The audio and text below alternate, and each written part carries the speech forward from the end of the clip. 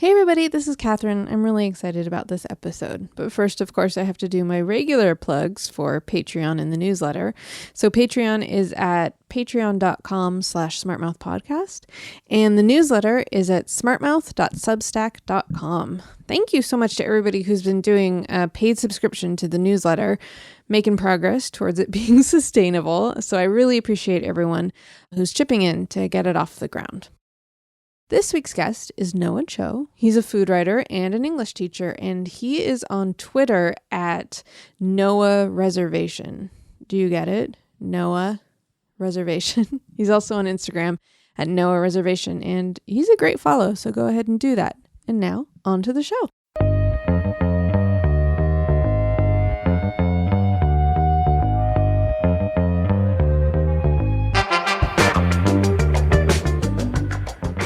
I mostly know you from the Twitter sphere, just talking about food, gabbing about food with a lot of the culinary luminaries on the West Coast.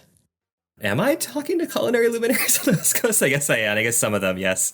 You don't even know it. I don't even know it. I am on social media, and specifically Twitter, probably far too much for my own good. So yeah, I had to put one of those time blockers on Twitter for myself. I should do that. It would probably save me a lot of sanity.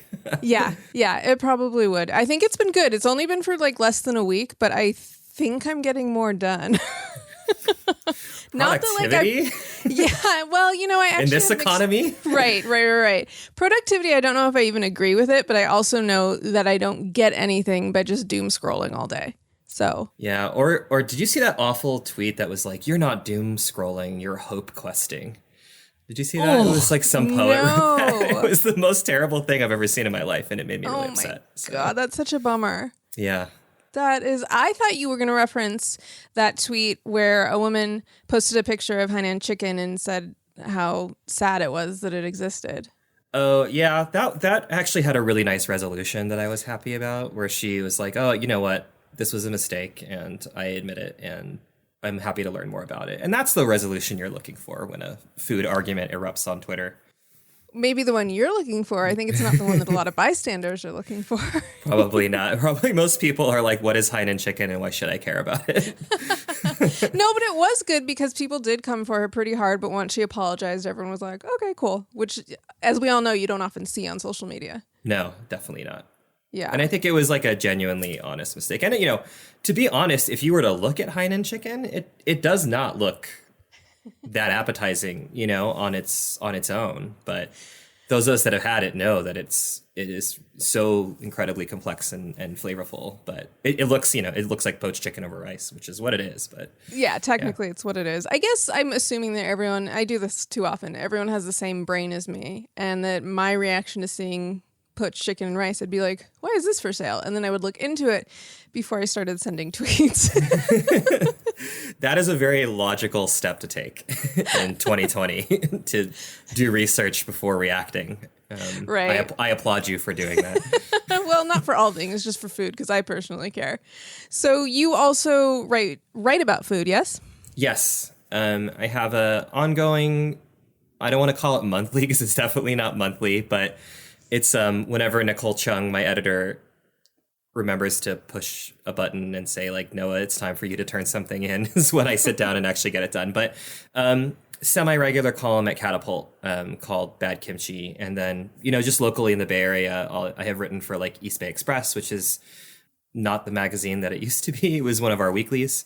None of them are. And everybody bailed, and it's just corporate-owned now, so it's pretty bland. But I did write for them for a while. And Eater San Francisco. I occasionally put together some maps for them as well. That's fun. Specifically East Bay focused, yeah. What's it like being a food writer, but not as your main source of income? I mean, there's definitely some guilt that I feel because, you know, I'm Korean and Polish and Catholic raised, so guilt is just part of my DNA. So I just feel guilty all the time. But me too. I tend to feel really guilty because it's like I can freelance and it's not a struggle for me to do that. You know, it's almost a luxury. And I think that's a huge bummer with the way food writing works right now. You know, unless you can get a steady gig, it really is a struggle. And, you know, you probably know the struggles of around freelancing with AB5 in our state and how badly written those laws were, right? So I feel guilty that it's like, okay, I have this whenever I want to, column, and I can write for Eater whenever I need to. But it's not my day job. And the one cool thing about it, though, is I'm an English teacher. I teach 7th and 8th grade English. And I teach writing as one of my focuses. And it's always really fun when my students look me up, because they look up every teacher, right? So they Google me, and then they see that I actually have written things that have been published. So that actually is like, oh, he actually knows what he's talking about when he talks to us about writing. So that's been kind of fun. Yeah. And I've been actually doing more food writing with my students lately too. And they've actually produced really cool stuff with it. It's a really accessible way to start them writing about memoir and personal narrative about things they care about. Oh, that's good. That's good to hear. Yeah. So being a 7th and 8th grade teacher, I was wondering if that was why you wanted to talk about Flamin Hot Cheetos. I mean, I have loved Flamin Hot Cheetos since before I was a teacher. Since, I grew up as a teenager in Southern California, in Orange County specifically, in the 90s. That was my junior high and high school years. And Flamin Hot Cheetos was, and this was before they had any other variety of Flamin Hot Cheeto. It was just the plain Flamin Hot Cheeto was what it started out with. Mm-hmm. And that was the one that if you weren't quick enough to get to the vending machine on break, it was gone. That was the one snack that everybody wanted. Nobody cared about anything else. It probably helped that I went to school with predominantly Asian American people who the spice tolerance was like a lot different than a lot of places. So we saw this spicy snack. It was like, oh, this is, the palate, my palate is attuned to this, right? Spicy, salty, savory. So I've always loved Flamin' Hot Cheetos. It's just been a deep passion of mine since then. What year were you born? 81. Okay, so you were 11 when Flamin' Hot Cheetos were invented. Yes. Which is like peak time to get to you. I mean, yeah, and when they came out and when they were first propped into our vending machine and I had that first taste, it was like, I don't think I want to eat any other snack ever again. Like, this is satisfying every craving that I have on every level. And to this day, well, I was thrilled when they came out with the extra hot variety, with the black bag. Because at a certain point, my spice tolerance has increased, or my taste buds have just disintegrated from eating hot food for too long. It's the latter. Maybe it's both, but by the time it's now, I really just crave hotter and hotter, right? So I love the extra hot variety. To me, it actually tingles, unlike regular Flamin' Hot Cheetos now. Like, those don't actually affect me at all. And I get sad if somebody's like, what snack do you want? I'm like, I would love a bag of Flamin' Hot Cheetos, and they bring me the plain and not the extra hot. Oh. It's a little bit of a disappointment to me, but even when I drive home from work, so we were just chatting about how I live in Oakland, but I work in Marin, so I have a pretty long commute. But if I have to stop and get gas, it's really like almost automatic that I'm like, well, I still have another 30 minutes ahead of me, so I'm going to get a bag of Flamin' Hot Cheetos and eat those for my drive home or drive to work. That's it's a good so breakfast. Funny. Really good breakfast. Yeah, it gets you going. So when you were teaching in person, did you experience Cheeto dust in the classroom from all the young hands? Absolutely. And it's Cheeto dust or it's Taki dust, Right. So I think Takis are far more the currency of this generation than Flamin' Hot Cheetos are. Okay. So that's a huge debate that I have with my students about like what is better, Flamin' Hot Cheetos or Takis. But I had one kid who loved Takis so much that when we had like an earthquake drill where we were supposed to duck under our desk, he made sure he grabbed his Takis and he was holding them like a baby under his desk during this earthquake drill and trying to eat them, and I wouldn't notice. But I'm, of course, under my desk, too. So I'm staring right at him. I'm like, dude, are you eating your Takis during this earthquake drill? He's like, I just really like Takis, man. I just really like them. So it's like, I get it. I probably would have done the same with a bag of Flamin' Hot Cheetos. That's amazing. Have you shown them that music video, Hot Cheetos and Takis? Yeah. They knew it already, But you can always tell like which kids like it because the fingers are red, because they haven't developed their skill of like eating them with chopsticks yet, right? Which is the famous picture of Oscar Isaac eating his Flamin' Hot Cheetos with chopsticks. Wait, I didn't even know that picture existed, and now I'm gonna like fall off my chair even more when I think about him. I love it. I love it when people eat out of a bag with chopsticks. It's so cute. Is that like more of a Southern California than a Northern California thing? Why haven't they picked it up? Well, I mean, a lot of my kids that aren't Asian don't know how to use chopsticks, I would say. So that might be part of the thing. And like I said, I teach in Marin, which is a predominantly white county. So, their parents, of course, do, because they loved going to sushi power dinners, I think. But yeah, the skill with which they consume Flamin' Hot Cheetos is not up to my level yet. But, that's why I'm their teacher. I have to like train them in the ways of... I should make that an elective now, Catherine, now that you're mentioning that. Like, I'll just make that like Flamin' Hot Cheeto eating techniques and etiquette, and I'll make that I will be an extremely popular elective too. It would be so popular. And if you do that, I need to see footage or evidence or something that this is happening, because I think that's so funny. But also like the basis of a cultural education. Like, yes. I know you're kidding, but like it's also could work. I think it could work. I could even make TikToks about it if I really wanted to reach the youth in the way that, in the language that they speak. So yes, absolutely. So Cheetos are funny to me because they're one of the the only nationally distributed cheese puff in the cheese puff category. The rest are all regional. So I know that like in New York, they have cheese doodles and et cetera, and they're very regional, but Cheetos across the nation and largely across the world as well. But they're distributed by Frito-Lay now, but it wasn't that company that invented them. They were invented in Wisconsin, which I think makes a lot of sense. It does make a lot of sense, yes. I should clarify, it's not Cheetos that were invented in Wisconsin. It's like the cheese puff. Right. And it basically happened, this one farmer was trying to figure out a better way to clean out his equipment, and he thought maybe the grit of wet corn would do it. But when you put wet corn and heat it up, it puffs up. Mm. So the guy had these puffed corn pieces and dipped them in cheese. I was like, hey.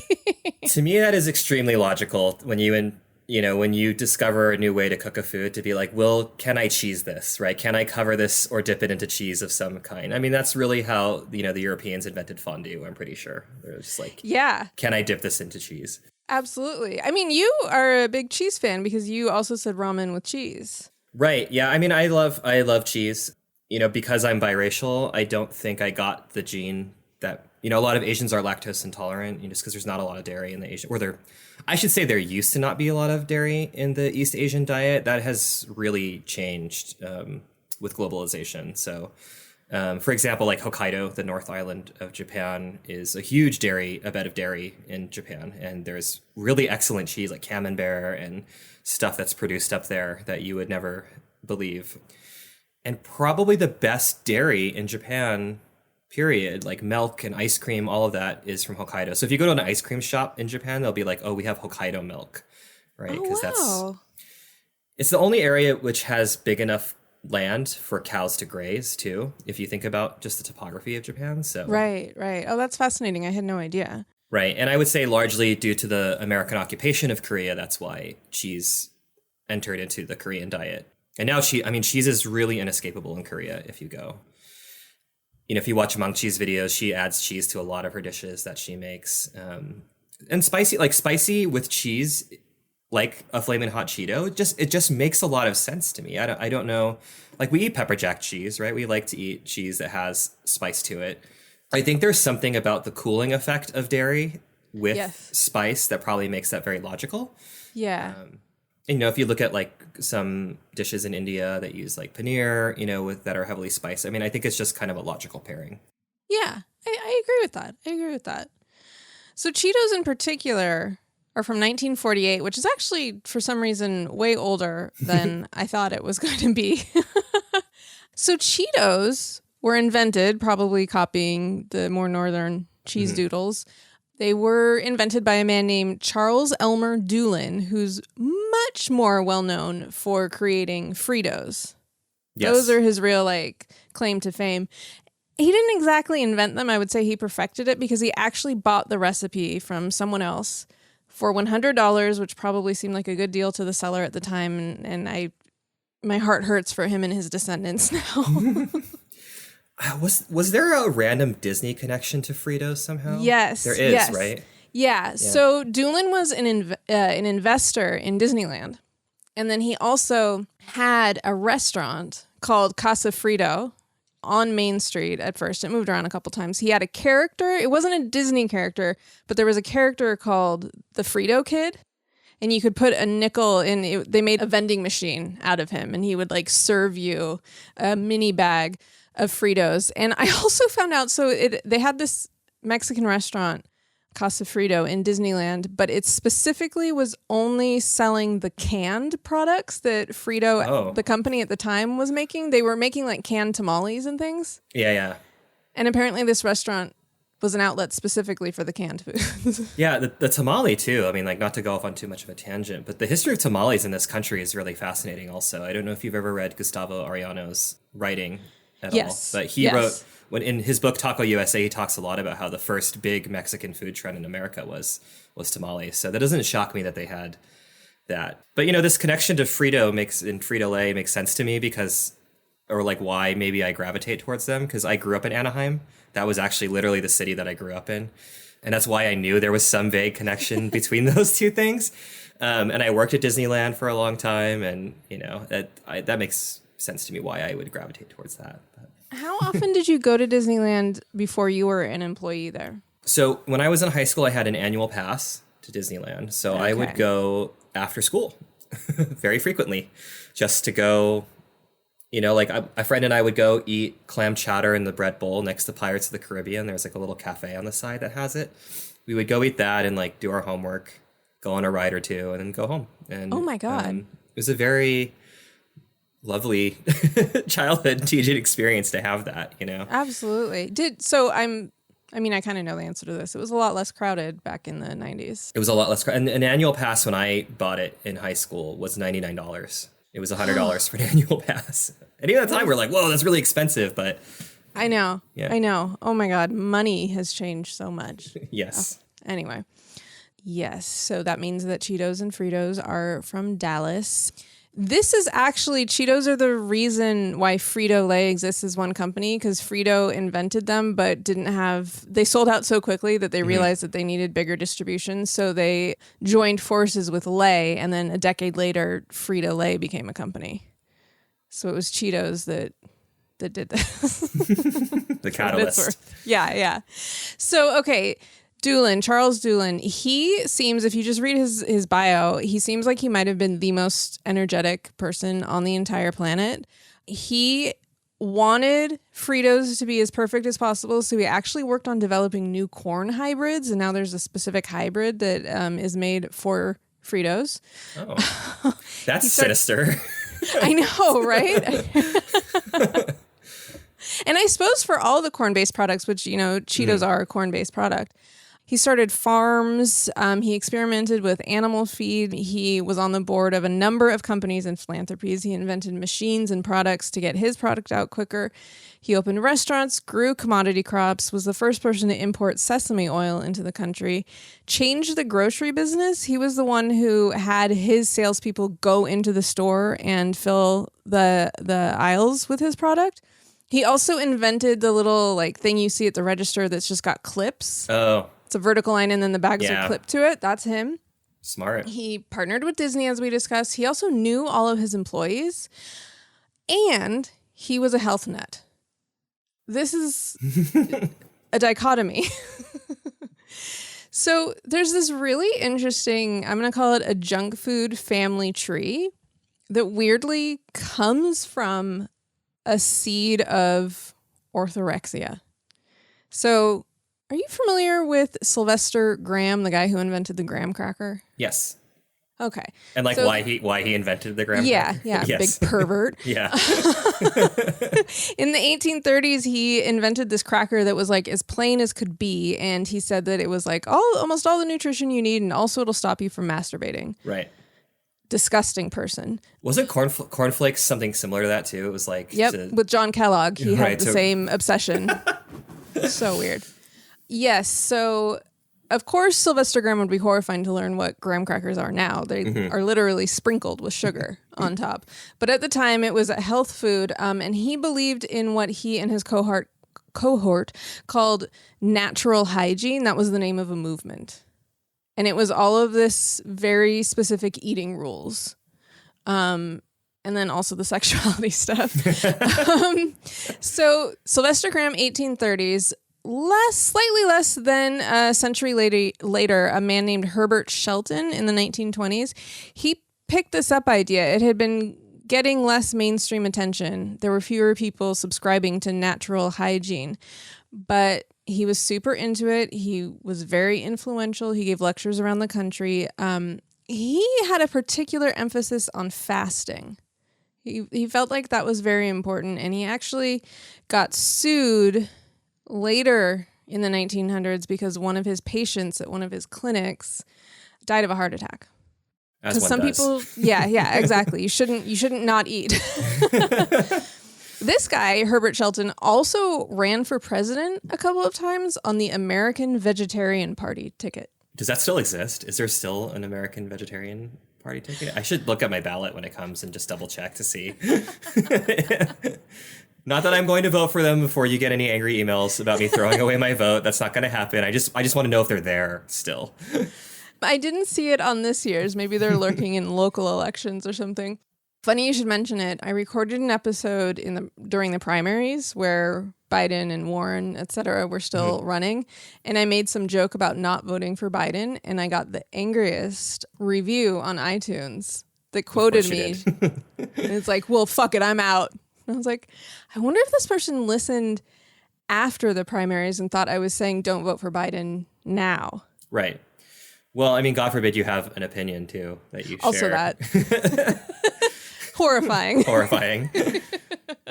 So, Doolin, the inventor of Cheetos and Fritos, was an acolyte of Herbert Shelton. He believed in everything he said with the fasting and the no eating salt. And he had 6 children, and they all also apparently were like the weirdo hippies in their elementary school who like brought fresh fruit and yogurt to school in their lunch. See, now I work in Marin, and that's very typical. I know, things have changed. Things have changed. Or like kale chips, right? Like Yep. that's in between the healthy and bad. Yeah. Right. Well, in the 1950s, apparently it was very upsetting.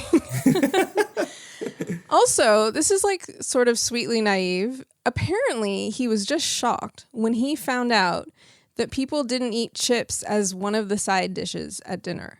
He literally thought that's how people were consuming chips, as part of a healthy, balanced meal. Do you mean like, so what I'm thinking of is like when you go to like one of those faux Mexican restaurants like El Torito or something and they bring you the chips on the side. Is that what he was envisioning just every meal was for every family everywhere? No. Like if you have like your chicken and your vegetables and your potato chips. Well, your corn chips. So that was your starch. Instead of having like mashed potatoes, you would have potato chips. Correct. But he was shocked that not everybody was doing that. Yeah. You're saying. Yeah, okay. Yeah. He like didn't understand that people house entire bags of chips. Amazing. He didn't understand his own product. Cheetos, I just have to put in here. I thought I was going crazy for years. Not that I write about Cheetos very often, but I was always confused that it was all one word. I found out that until 1998, it was styled CHEE-TOS. Oh my God. So this was not one of the Berenstein effect things. Correct. Right? There's like, I'm not going crazy that I remember that Right. being true too. Okay. Because I actually have had that moment where I've looked at the bag and I'm like, this doesn't look right from what 15-year-old Noah used to, because I looked at that bag a lot, like a lot, and I remember that dash being there. So Yeah. Me too. Okay. I'm glad we both decided that we're sane. Although the Berenstein Bear thing, I mean, I have a theory about that. It's just that people don't expect there to be that many A's in Berenstein, and they misremembered the spelling of it. Yeah. Oh, it's actually the Mandela effect, right? Isn't that what it's called? Like the people... I can't remember what that is. I think so. Like the people believed Nelson Mandela died before he actually did. Like people have a memory of him dying when he didn't actually die. Interesting. Yeah. And it's like that same thing with the Berenstein Bears name or what I thought was the Cheetos dash. Right. Yeah. But it's good. It's good to know that I didn't hallucinate that. Yeah. There's a lot I could have hallucinated during high school, so I'm glad that wasn't one of the things that I did. Branding grammar. Yeah, that would have been a boring hallucination. I just realized that it's interesting to me that Cheetos were invented by a health nut, because I remember in the mid 80s, my dad was such a hippie about food and like only ate whole products and stuff like that, except Cheetos. When we went canoeing, we would bring Cheetos and they were for the ducks. Sure. Was it the crunchy Cheetos or the puffs that he would bring? I feel like it was a mix. I feel like it depended on our mood. Yeah, I feel like the crunchy ones, the OGs, were mostly what we had. But you know, the puff ones are more fun to eat because they melt. It's like so weird. It's like well, meringues are unhealthy anyway, but it's like an unhealthier meringue, right? Like airy and cloudy, right? And yeah. And the Flamin' Hot Puffs are quite good too, I have to say. I believe it. Because this is all by design. You know, this is one of those food science foods that is made to make you crave it more than fortnightly. It's enriched cornmeal, vegetable oil, cheese, seasoning, and salt. And cornmeal, of course, is corn where the germ has been ripped off, so it is no longer has any nutrients. So they add the nutrients back into it with all the added vitamins, niacin, riboflavin, folic acid. They still do it the same way that first accidental inventor did it, where they just push it through an extruder, a heated extruder, so when it comes out, it just puffs up. The maltodextrin is apparently a flavorless white powder that's in most snacks, and what it does is it makes it so that the actual seasoning is evenly distributed across the treat. Cheddar cheese, MSG, we're familiar with those. Natural flavor, good old natural flavor. Good old Yes. mysterious, unregulated natural flavor, right? Yeah. It's a concentrate, and it is believed that, especially for the Flamin' Hot Cheetos, that the natural flavor is the spicy element, because there's nothing else listed on Flaming Hot Cheetos that would indicate spiciness at all. Apparently, like, everything I read about it, everyone put a warning at the end. Like, I don't think anyone is going around eating natural flavors. Like, I don't even know where you would get it outside of a lab. But apparently, if you like took a spoonful of natural flavor and ate it, you would practically die or wish you were dead, because it's such a condensed flavor. I mean, if I'm gonna go and it's gonna be my choice of the way that I go, I think a natural flavor death would. Is that what it means when you die of natural causes? Yes, that is what it means. you ate a spoonful of natural flavors. Uh-oh, the Illuminati's going to come for us now. We figured out the secret. Oh, wow. My big brain is opening now. My third eye is open. And the final ingredients are food coloring, red 40 and yellow 6, lake. They are called lake because they are dispersed in oil. I don't know why. I don't know what that means. All the internet would tell me is that if it's called lake, that means it's oil dispersible. Okay, I believe it. And that's it. That's all that's in them. It's not that many ingredients unless you look at the ingredients of the ingredients. Right, which they don't want you to do anyway, right? Which is why they condense it into natural flavors, right? Or things like that. Sure. Yeah. That makes sense. So, speaking of Berenstein Bears and the Mandela effect, Mandela effect? Nelson Mandela. Yeah, Mandela. Yeah. Okay, I got it. There was a Cheetos mascot before Chester. I don't know if I accept that as being true. Fair. What is it? Fair. He was phased out before you and I were born. Okay. In 1971, they introduced the Cheetos mouse. And he was always in a suit and had a fancy American, but fancy accent. And he would say, Cheetos, cheese that goes crunch. Huh. I actually have a recording of it. A masterpiece of real cheese flavor. Cheetos cheese-flavored puffs. I love both kinds. Quick fried to a crackly crunch. And those baked Cheetos, they are baked to such a delicate crunch. Cheetos, cheese that goes crunch. Oh, how meta. He was painting cheese onto the cheese packaging on a billboard. Like the billboard is a picture of the bag, and he was painting cheese onto the cheese puff on the billboard. That's amazing.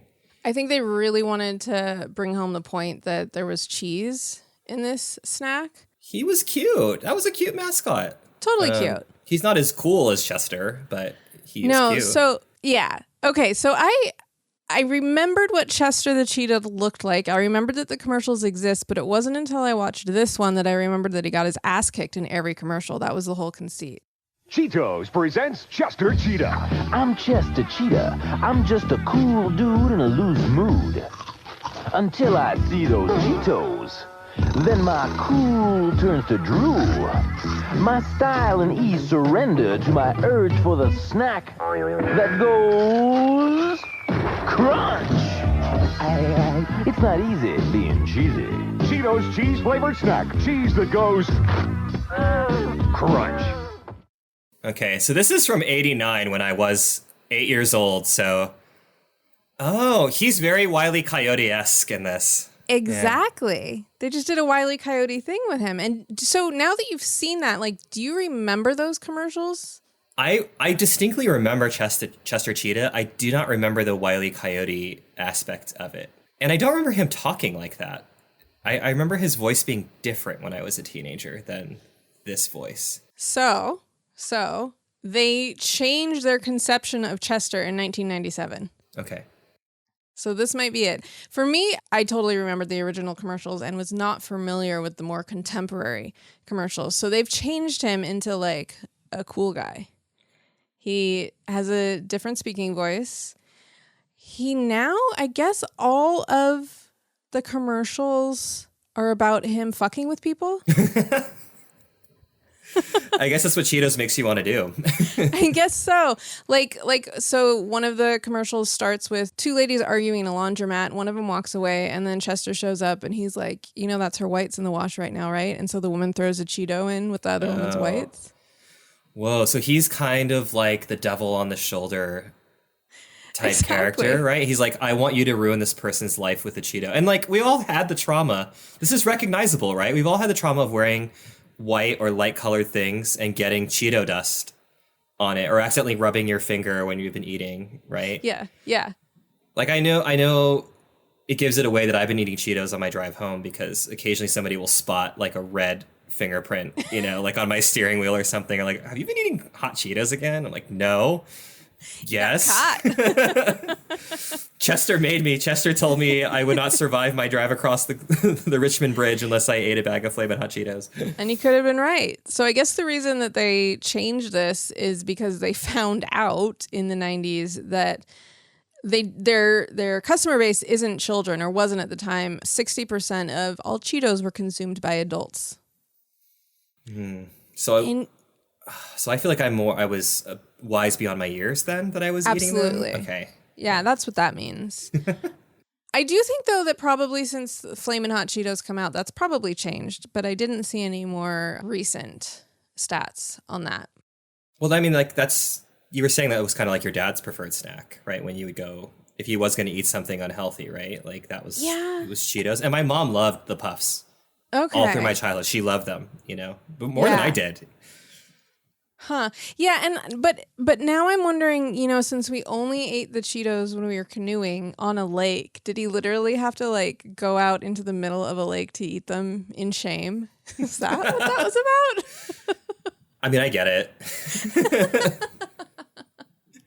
I get it. You know, that's why I do it in the solace of my car on a commute. It's like, don't look at me while I'm eating these. Yeah. I'm crying also, so please definitely don't look at me. That's actually definitely my ethos, is to cry while I'm eating, so that it makes sense.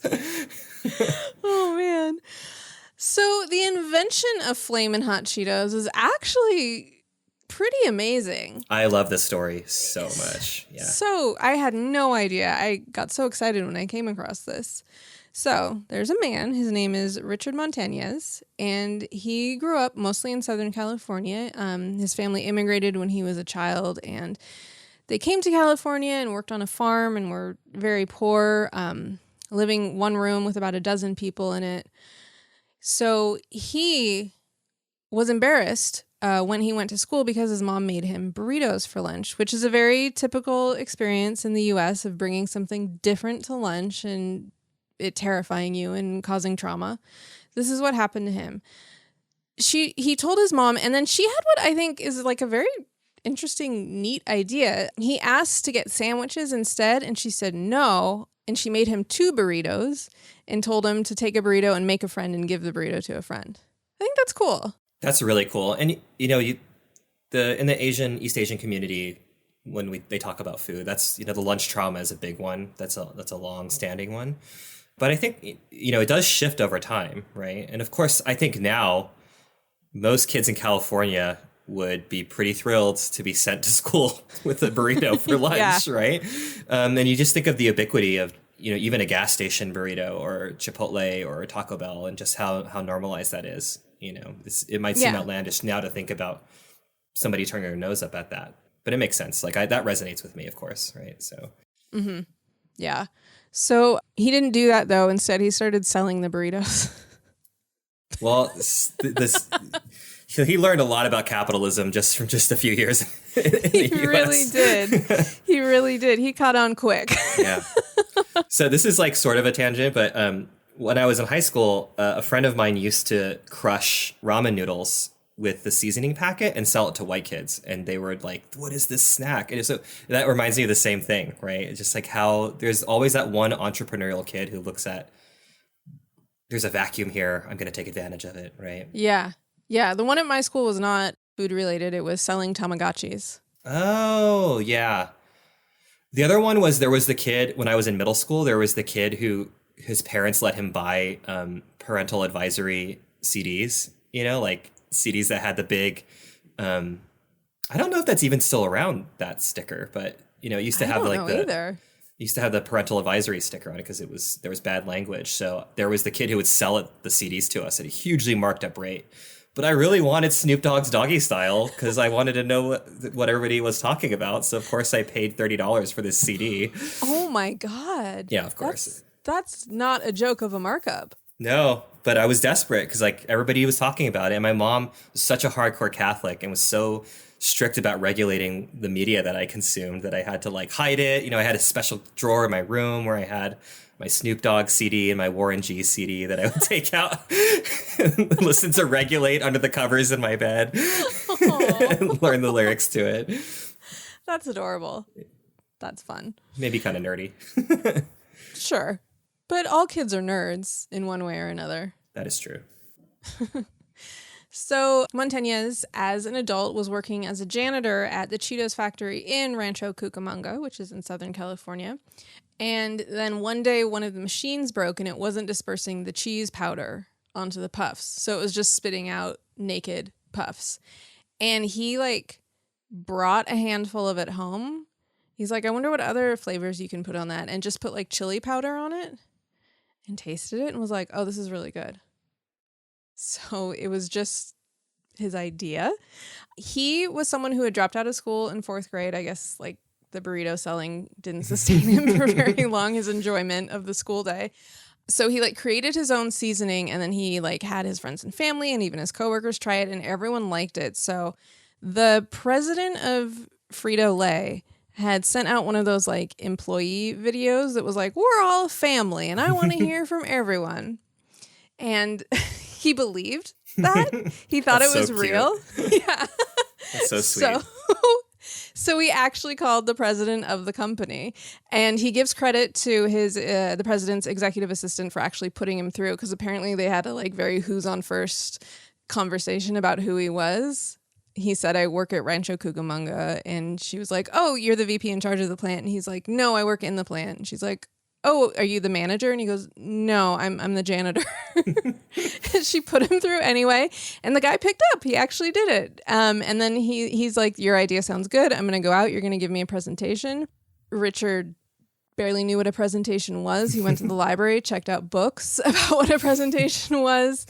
He sounds like a highly motivated person because he designed new packaging for Flamin' Hot Cheetos. He made 100 bags of them on his own time and like put the packaging on it.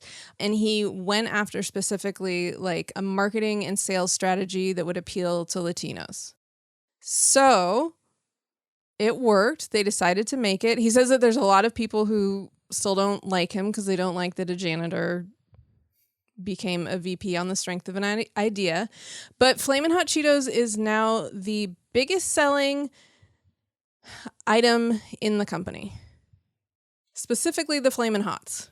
Yeah, and I think to go back to what you said about people resenting him, but if you think about how much privilege is at play with colleges and companies and things like that, and how many people get promoted through far more nefarious means than just having the gusto to call the CEO and say like, hey, I have this new product. What do you think about it?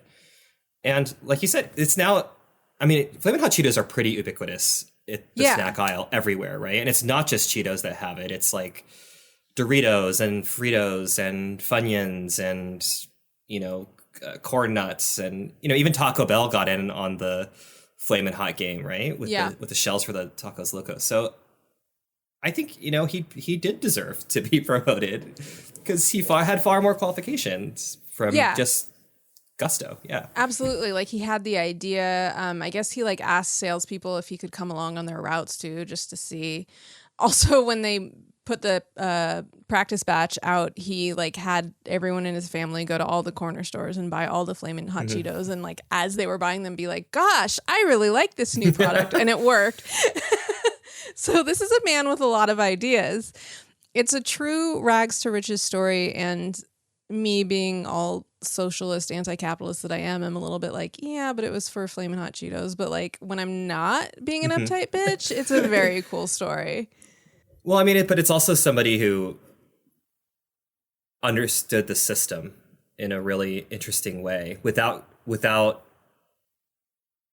I mean, it's a weirdly disruptive way to do this, right? Because he didn't get an MBA. He didn't like kiss brown nose or kiss butt or anything like that. He's just, I mean, like there is some unfortunate myth making behind that, I think, which is like the grit, and the bootstraps kind of thing that we try to sell as the American dream. But he really did do it, right? I mean, you can't deny that happened to him. Yeah. Yeah. And I guess one thing I like about this too is that it wasn't exactly bootstrapping. It's just one day there were naked Cheetos and he was like, I'm gonna put another flavor on them. Yeah. But I mean, happenstance. I do love just the savviness, right? To even do what you were saying, like, hey, let's go buy these and comment, like, make the offhand comment, I mean, like that's really algorithmic almost. Oh right? God, yes. It's like a physical algorithm that he was doing in his local area to game what they were putting on the shelves, right? So absolutely. So yeah, and to be honest, when I was reading his story, I was actually really tense the entire time because I was afraid this was going to be the story of someone getting screwed out of something.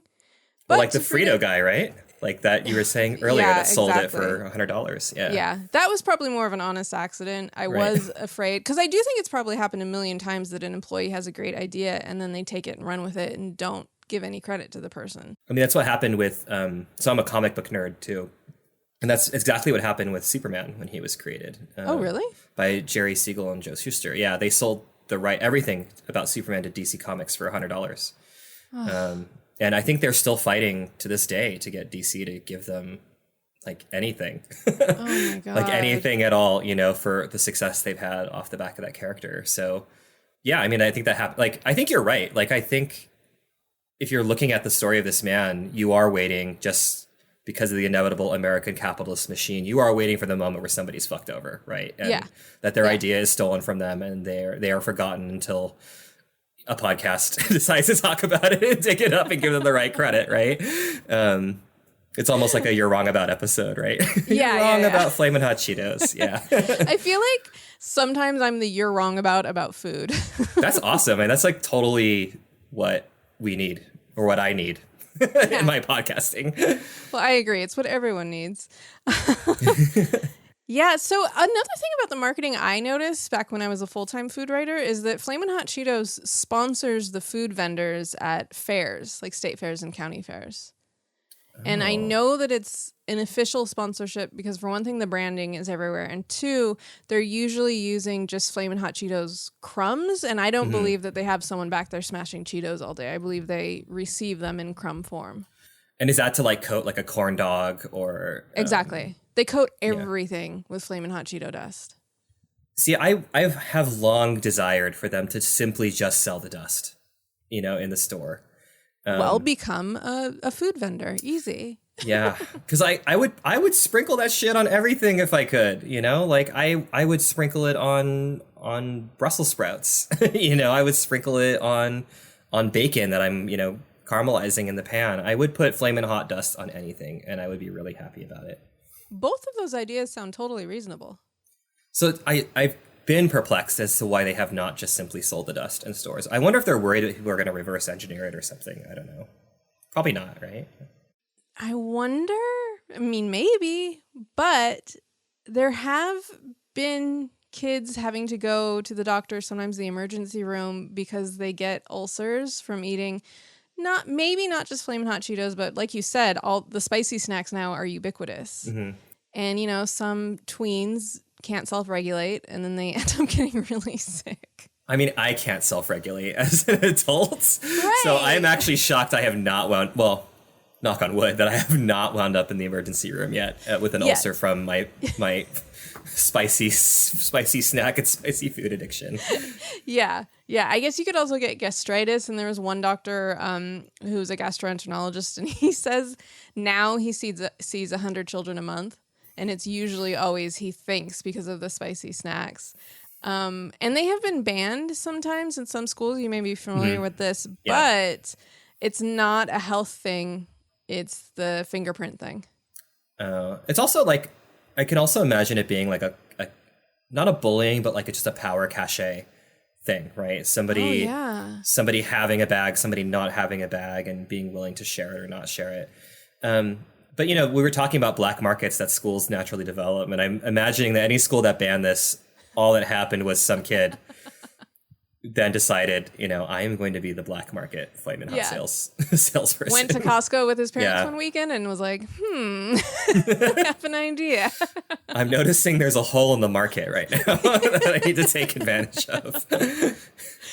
Oh, man. So supply and demand. Exactly. The kids get it naturally. Exactly. This Flamin' Hot Cheetos inventor story, you and I both love the story. A lot of people love the story. It is currently being made into a movie.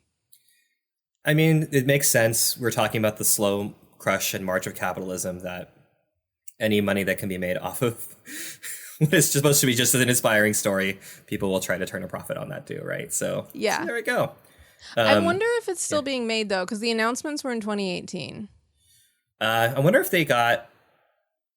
Well, I was going to say, I wonder if COVID played a factor in that, but I guess probably. Not. Yeah, well, maybe. It still could have. These things take forever, but Eva Longoria was going to direct it. That's kind of cool. Wow. Yeah.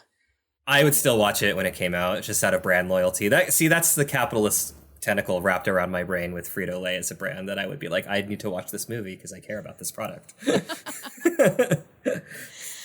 Knowing who invented it and the story and the fact that the corporation gave him his due, though, I think you can feel pretty good about loving Flamin' Hot Cheetos. You can even make it into a statement if you wanted to do that.